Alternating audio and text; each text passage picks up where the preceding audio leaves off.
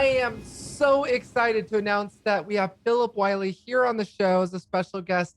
He's a veteran penetration tester, educator, founder of the Pwn School Project, co-author of the Pen Tester Blueprint. He's also the part of several nonprofits, including Hacking is Not a Crime and Innocent Lives Foundation. And Mr. Wylie hails from Carrollton, Texas. Phillip, thanks for being here. I'm so glad you're here. It's an honor to be here. Thanks for inviting me, Alissa. I'm a big fan of yours. You're one of my favorite hackers. And the more I learn about you, the more I'm a fan of other things too. So thanks for having me. Thank you so much. We need to nerd out on AV gear one day. Yes. We'll definitely do it. And I was just on Phillip's show just recently as well. So I thought it would be awesome to have him here and have my audience get to know him better as well. So speaking of which, Phillip, why don't you just kind of start from the beginning? Where did you I got started with BBSs. Where did you start?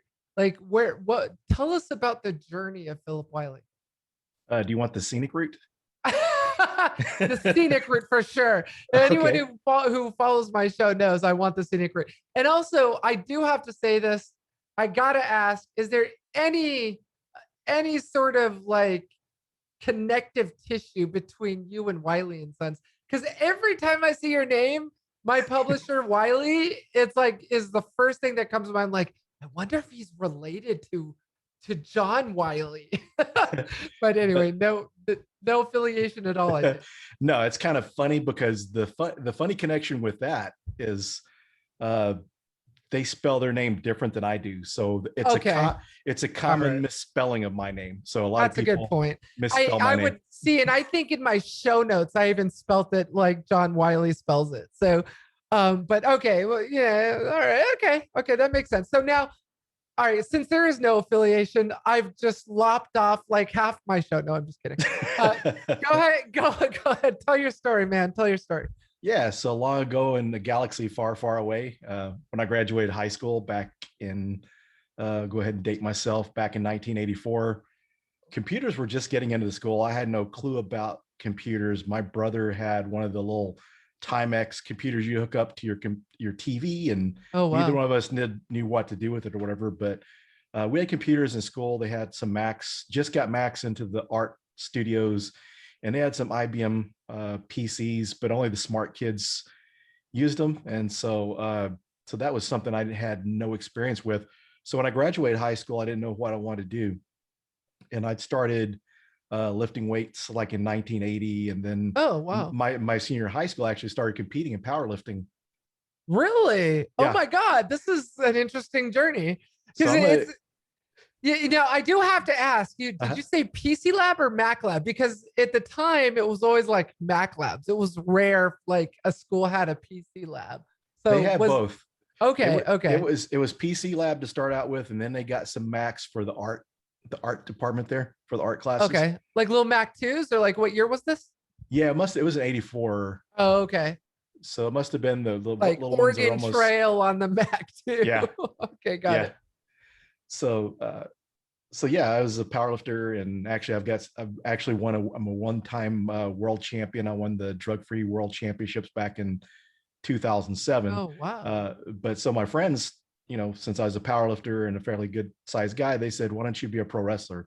In the Dallas-Fort Worth area, it's the home of the Von Erich family, which wrestling was really popular here in Dallas. So I thought, yeah, that sounds pretty interesting. So I went to wrestling school, did that for a couple of years, got married, and needed a more stable income, and really all the travel and stuff wasn't conducive to marriage or having a family. So I got out of wrestling. Well, I did do it for a couple of years. I've got some videos on YouTube. I wrestled some very yeah. I did not expect this show to go in this direction. Power lifter, wrestler. What is happening right now? This is amazing.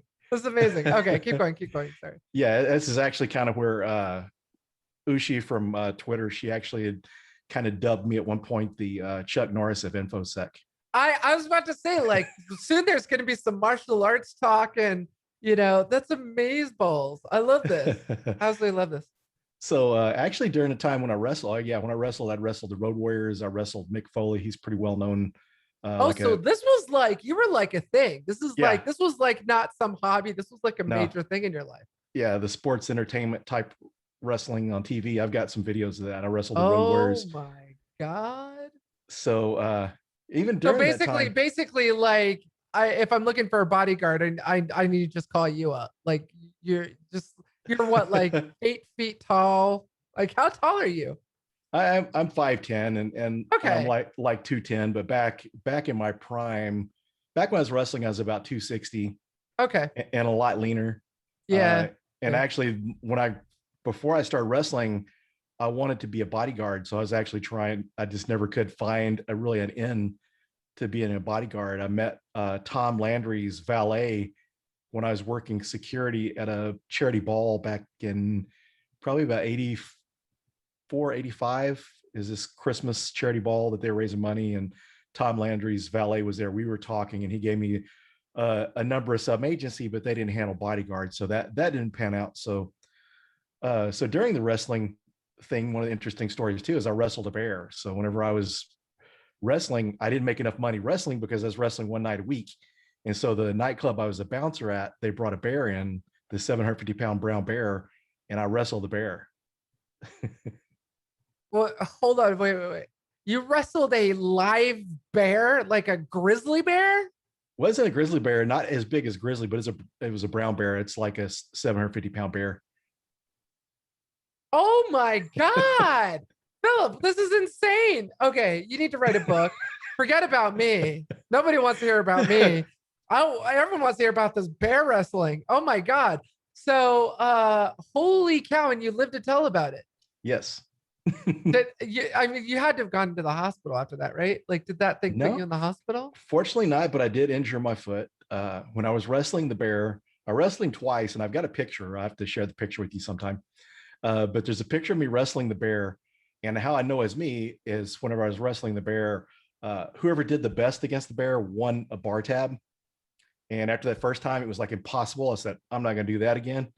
And so after the bar tab, the manager of the bar come back around and said, hey, you want to wrestle a bear again? By this time, I had a lot of liquid confidence. So I decided I'd wrestle the bear again. So I ended up hyperextending my foot. So I ended up having to go to the doctor next day and get it checked out. I didn't fracture anything, just kind of hyperextended my foot. So the next morning. So it's not because the 750-pound bear was sitting on your foot. It was because you did something else. I stepped wrong and hurt my foot. Okay, I think we're on episode number 25 or something with Night TV. This is the most interesting episode I've ever had, for sure. Okay, so you wrestled a bear, lived to tell about it. How do you go from bear wrestling to pen testing? What happened there? Okay, so like I said, I had to find a more stable career because I was married. So I worked retail sales, I worked manual labor, and none of the stuff I really liked. And one of my last jobs before I decided that I need to get some sort of education, I was working for this jewelry store chain. They decided they wanted to start another one, that they want to make it a bigger chain. And they wanted me to be like an assistant manager of the store. The store manager had someone else in mind. I just kind of learned, I've got to get out and learn, get a skill that I can make money regardless of politics. And so the magic of a woman, leave it to a woman to clean up a man. All right. So, but at any rate, I ended up going to, I finally one day saw on TV, I needed to do something. I tried to get into the military, but part of the reason I couldn't get in there is when I was 15, my brother shot me, and I still actually have the bullet in me. And so one of the branches of the military wouldn't take me because I have a bullet in me. The other one, because I was a lifter and kind of heavy, I was too heavy by their standards. Oh my God. So you've also been shot. Yes. So bear wrestling, and shooting victim. Oh my God. Okay. So I'm assuming this was an accident that your brother shot? Yes. Yeah. He's playing with the gun, accidentally shot me. The bullet went in through my arm, angled through, just barely under the skin, went in my side, collapsed my lung, pumped out of the lung through my heart. So when they got me to the hospital in Denton, Texas, the bullet was in my heart from where it pumped out of my lung. So they sent me from Denton, Texas to Dallas, Texas, which is about 30 miles or so. So they got me there to Dallas, cracked me open to take the bullet out, and didn't see any place it went in. They took x-rays again. The bullet was no longer in my heart. It pumped out of my heart and lodged in the bend of my leg, and it's still in the bend of my leg. Oh my God. I think we can end this episode right here. That was the crowning moment of this episode. Oh my God. Okay, so I do have to ask, Yeah. what's the bullets? Is it 45 or a 9 It, millimeter? it was a 22 long rifle shell.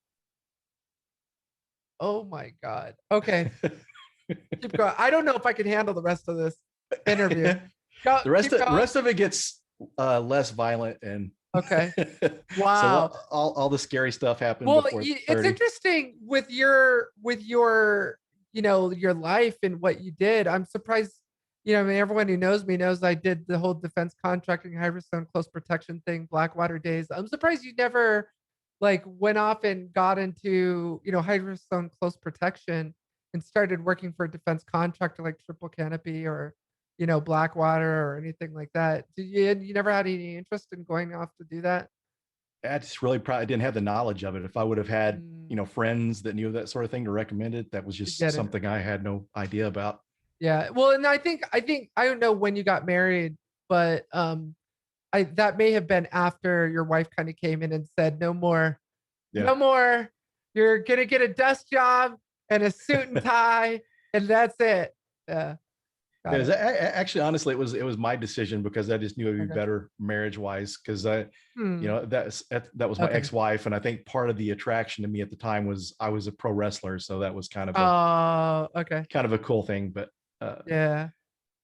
so yeah, I ended up going to CAD school, Okay. and once I got into CAD school, like I said, I had no exposure to computers. So when I got into CAD school, I was like probably one of the people that had the least amount of experience. And so then once I got working out in the industry as a CAD draftsman, a lot of these offices I worked in, they didn't have dedicated IT. So I figured out how to fix computers. When something went wrong, I would figure out how to fix it. And I found out that I had more of a knack for things. So I decided I wanted to be a system administrator because we had a sysadmin that came into one of the offices where I worked, and they were billing $50 an hour. This was in 95.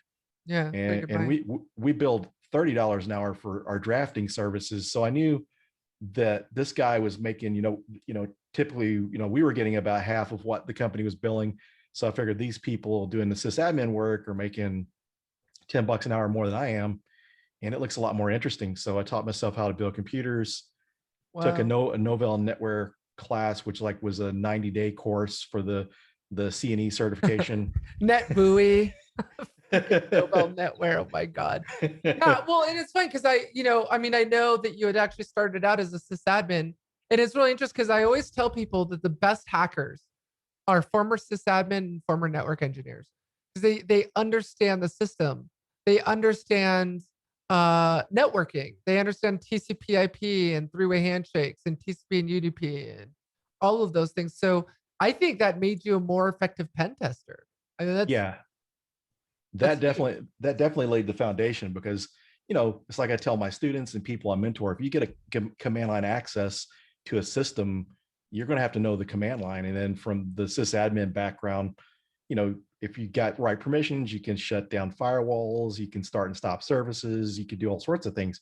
Or if you don't know that, you're going to do a lot of Googling. So the sysadmin thing, I was able to, it was right around the time the .com thing was really taking off. A lot of people were hiring sysadmins. So I was lucky I was able to skip the whole help desk and desktop support thing and jump right into doing sysadmin work. So I did that from 97 to the end of 2003. And then 2004, I got moved over to the security team, and I was doing network security, did that for about a year and a half.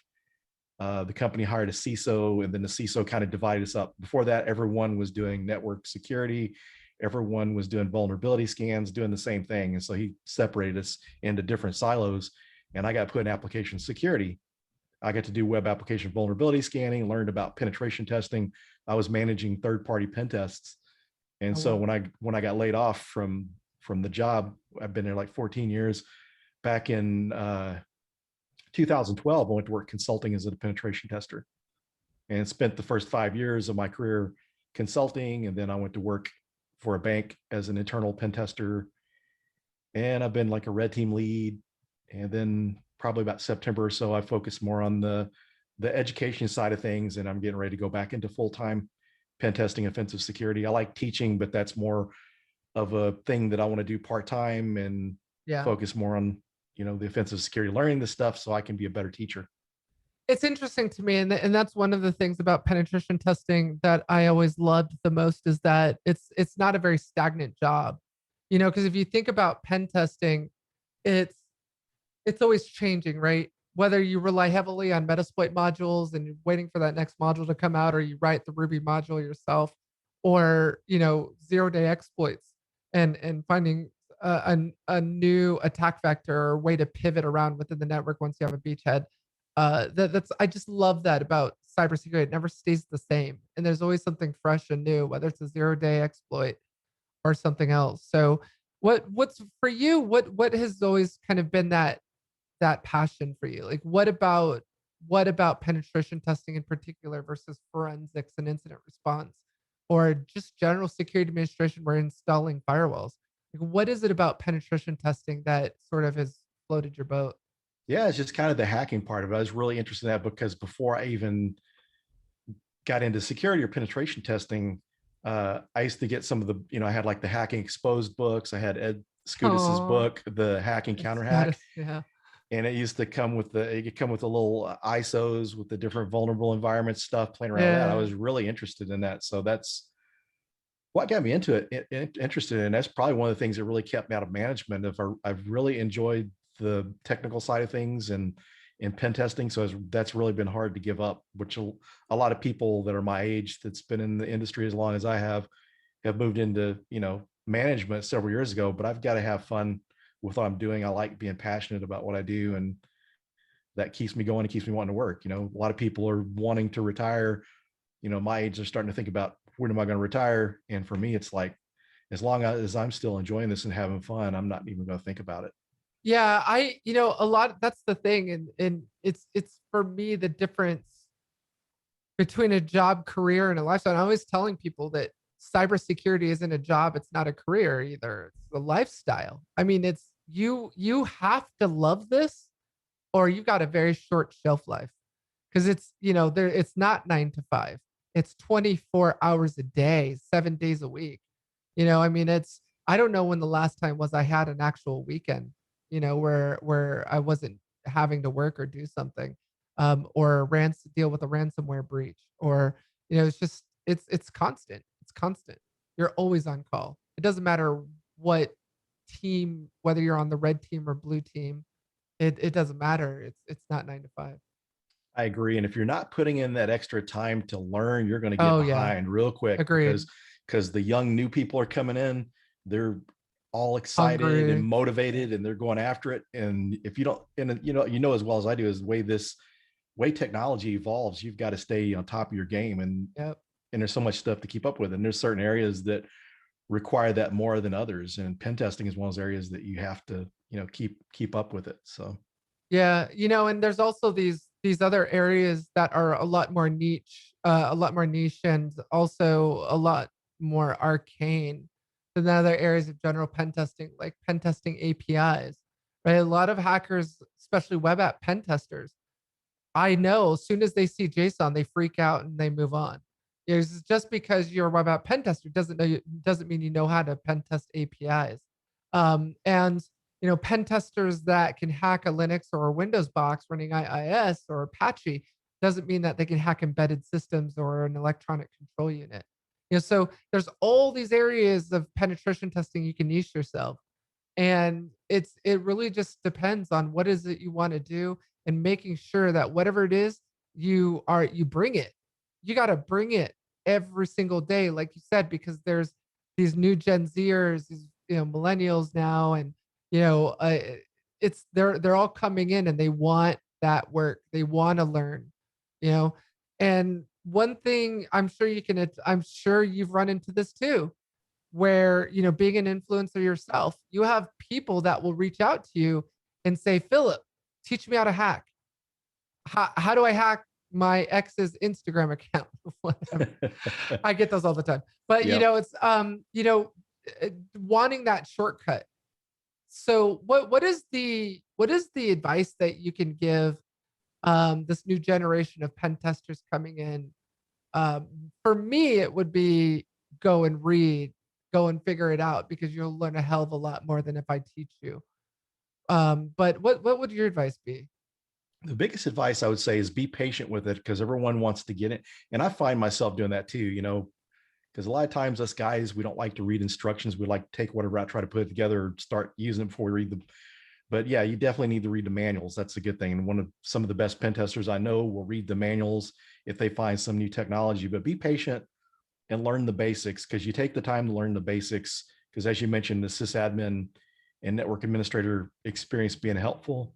If you have a good background going in, you're going to be more successful. Some people want to get it to, one instant gratification, want to be hacking right away, and they just have to take time to do that.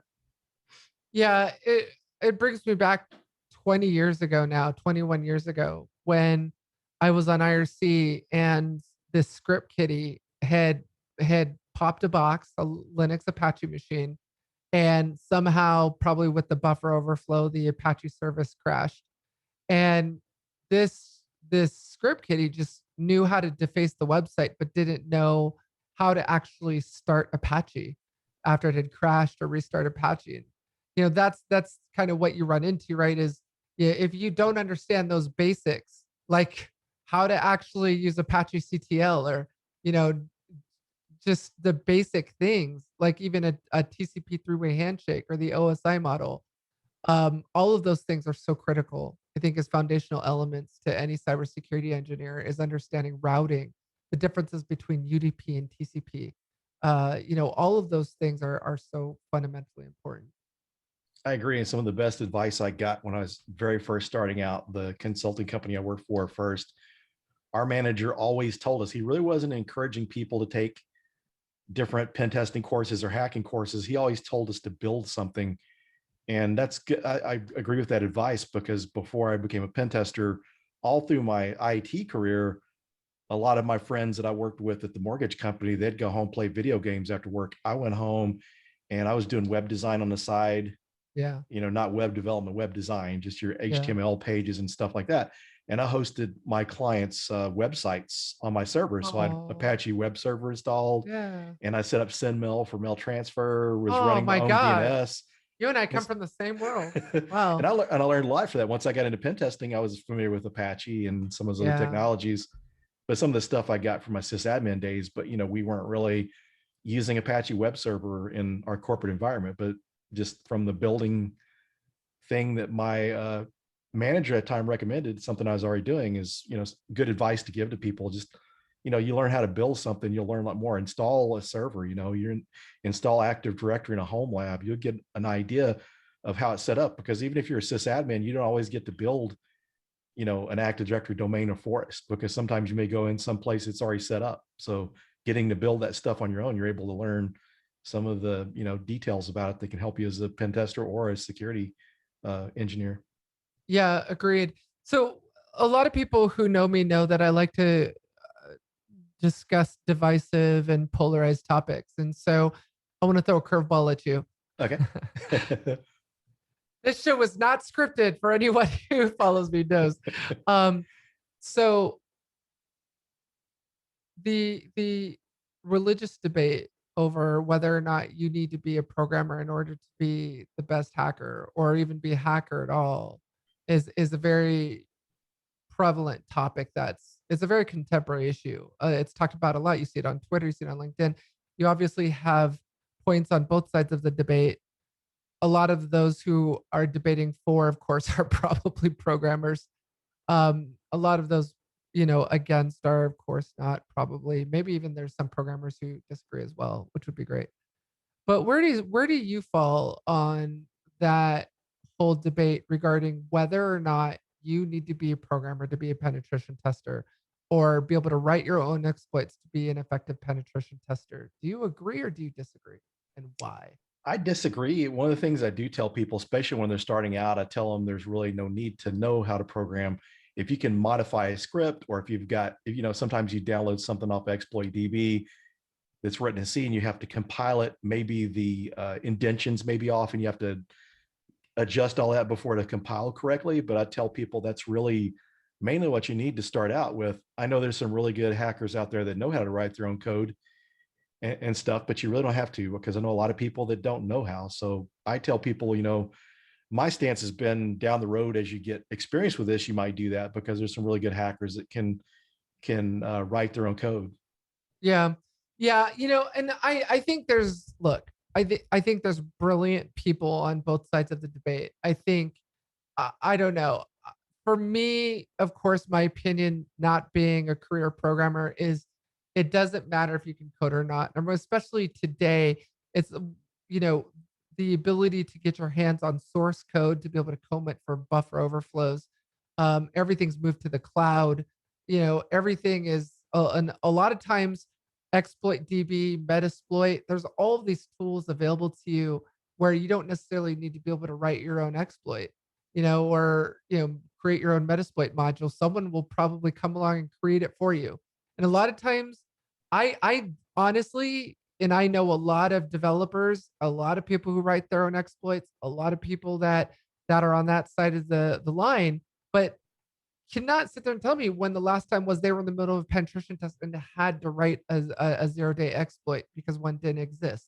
Usually, most companies have vulnerabilities going back 12, 18 months, and you don't need to write a 0-day exploit. You don't need to find a 0-day. There's usually something like Eternal Blue still rolling around in that network that you can use from exploit DB or Metasploit.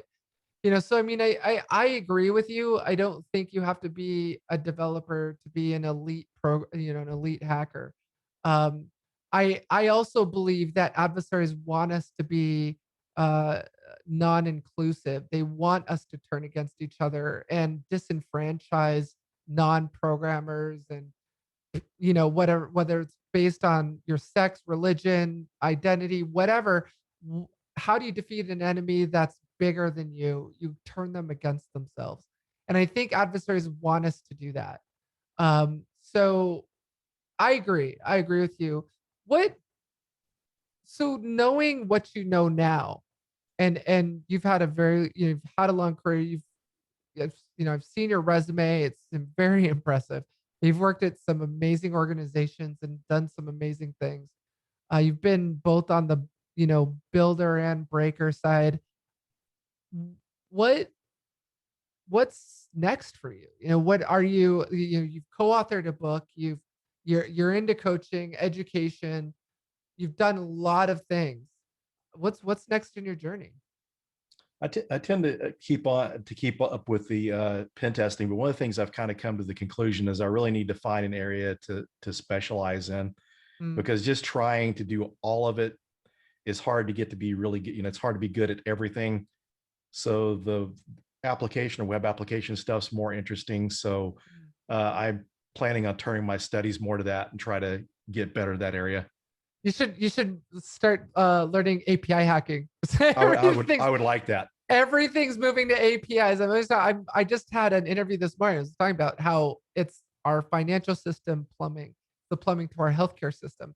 It's everything. We're in an app based world today. Everything is communicating with APIs, IoT. I think as more and more adversaries turn their attention to APIs because that's where the data is, I think more and more breakers, more and more penetration testers need to turn their focus to APIs as well. I think that's a good idea, because seeing the amount of pen testers that really understand that is not that many. It just seems like a couple areas that are, and there's more than that, but two areas I know right offhand that there's not a lot of skilled people in those areas. From what I've seen, my experience is cloud and API, because a lot of people, I mean, I don't understand API that well. I've done some API pen testing, but I definitely need to learn that area. But definitely those are two areas I think that there's kind of a shortage of talent in. So yeah, you got any What's good resources for Yeah, API I hacking? do. Check out my YouTube channel, my upcoming book. No, yeah, would love to partner with you in that journey if that's the next step for you. I also Dr. Katie Paxton Fear is another amazing API hacker who I'm doing a lot of work with and working on some projects with. So she's got some great content as well. Yeah, Um, she's got some cool stuff. yeah, I absolutely adore her. You and I have both been through the certification mill. I went through the CISSP, got my GCIA. I let them all expire. I didn't care about constantly submitting my points and my whatever credits in order to maintain it. I've interviewed many people who had the whole alphabet soup of Cisco certifications, but couldn't tell me the headers of a packet. What is your opinion about certification? And in your views, what do you think was the most relevant certification to real day practical use? Yeah, what I'd have to say is my view on certifications is sometimes I think too many certifications are almost as bad as no certification, because then you see that and you really get to, especially when it's non-practical exams where it's question and answer type scenarios, then you start to wonder, is this person a really good test taker? Because usually they got that many certifications they do.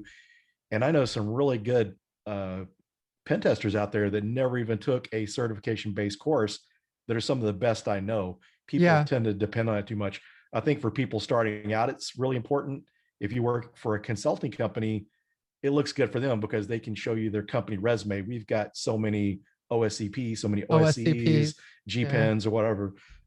We got all this, and that looks good too. But then when you look at the boutique pen testing firms, they really don't care about that stuff because they got some real ninjas that can, you know, do this, that they're really good at what they do and they don't need the certifications. Yeah. When you're doing a penetration test, then what is your platform of choice? Are you an Ubuntu guy? Are you a Red Hat guy? What's your platform of choice? Or do you hack on Windows? Actually, as far as like typically the way my preferred OS is Mac OS. Really? Yeah. Oh, you're you're my new best friend. This is happening. This is amazing. Yeah. I love, yeah, that's all I use are Macs. I mean, I Yeah. do have a Linux laptop that's running Ubuntu where, if I have tools like Wrestler or something that will only run on Windows or Linux, of course I'm going to use Linux. But the great thing about Mac OS today is that you can run Linux applications on it, which is great. But anyway, sorry, go ahead. Yeah, it's because Mac was the first attack laptop I had, because my first Oh, job I worked at, we had Mac, and then when I left that company to go to the next company, they didn't have Mac there, so I didn't want to lose my skills. So I bought my first own MacBook Pro, and then 2018 I got another one, the i9 processor, 32 gigs of RAM.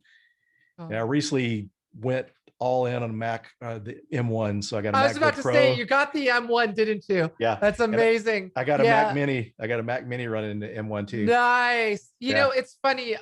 I'm okay. So I will admit, I'm in a 12-step program for people obsessed with Apple, and I have, like, it doesn't matter what Apple comes out with. It doesn't matter. Like the AirTags, whatever. I buy it. It doesn't matter. It just doesn't matter if it's Apple. I'm buying it. And I have I'm now at a point where I have the iMac, of the M1, Mac Mini, MacBooks, the iPads, the Mac Pro, the cheese grater, all that stuff.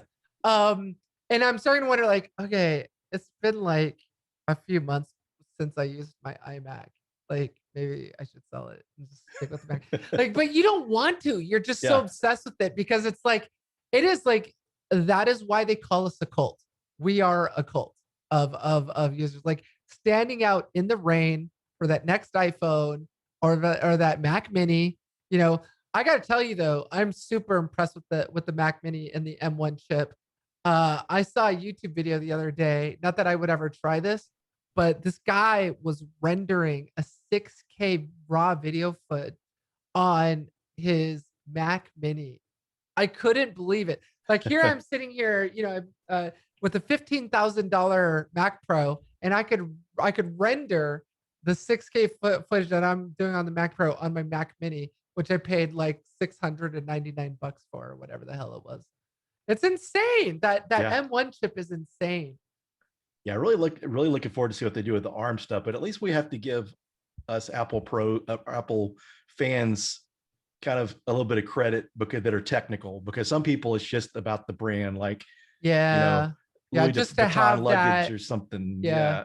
Yeah, Well, but you're right though, because this actually got brought up with Tim Cook in an interview. I don't know if you saw this, but he straight up admitted where in the interview where he was like, look, we do not apologize about how expensive our stuff. We do not apologize for the fact that we cater to a certain shopper. We cater to a certain buyer. The buyers that are, you know, walking around with the Louis Vuitton. It is a brand thing, but Yeah. you're right. You're right. There is a class of people who are diehard, you know, Apple fans who it's not about the brand, it's about the technology. I agree. I mean, I don't remember the last time I rebooted my MacBook. You know, I think it was months ago. And that would never happen with my with a Windows laptop. Yeah, and it's like it looks good too. It's nice design. I mean, but you know, when you think about, one of the things I love about it is it's, you know, BSD based operating system. I love that. I love being able to pull up a terminal shell. And you know, being used to, you know, using Linux for a lot of years, you know, I love it because I got started Red Hat Linux back in '97. So just having, you know, a Unix like operating system, I like it. I mean, I use Windows when I have to, but I just really don't. I've never been a Windows fan. And coming from the Novell NetWare world, oh yeah, you know, when I started on servers, it's like you hate Microsoft, and you saw the way they were like giving companies Exchange and Outlook to try to get people off other mail systems, give stuff away to get people in, and just that whole dominate, buy everything. All there is Microsoft. You kind of tend to not be a fan, but I mean, just the stability of the Mac. It's like, you know, you rarely have any kind of crashes on your Mac, and my new Macs, I haven't had any kind of crashes on those. And so, yeah, it's the technology too, not just about, you know, a nice looking piece of hardware. It just works. Yeah. It just works. Yeah. Well, I could seriously talk all day with you, and I want to let you go so you can start your weekend. And happy Father's Day weekend, by the way. I don't know if you're a dad. Yes, I am. But I guess I should have asked that before saying happy Father's Day. But anyway, good. That's amazing. Yeah. So what are your plans this weekend for Father's Day? Well, one of my favorite things, one of my daughter and I, one of our favorite things to do is to go to the movies. So not sure what movie we're seeing yet, but we'll have lunch and go to the movies. So. Oh, that's great. That's awesome. Well, I'm going to let you enjoy your weekend now. For our audience who is not connected with you yet, where can they find you? You're an awesome influencer and always putting out great content. How can they find you? Twitter and LinkedIn are the best places. And if anyone has any questions, I do a lot of mentoring and answering questions, so they can feel free to connect with me and DM me on on LinkedIn or Twitter. Awesome. All right, Phillip. Well, you know, you got to promise me soon, if not 2021, 2022, that you're going to start doing video, because I want to see you set up a YouTube channel and start YouTubing. Yeah, definitely. Those are the plans. So that'd be amazing. All right. Well, call me when you need an AV nerd to discuss that. Figure out definitely. Awesome. Definitely. All right. Well, thanks again, Phil. Thanks for being here. Thank you. It was an honor. All right.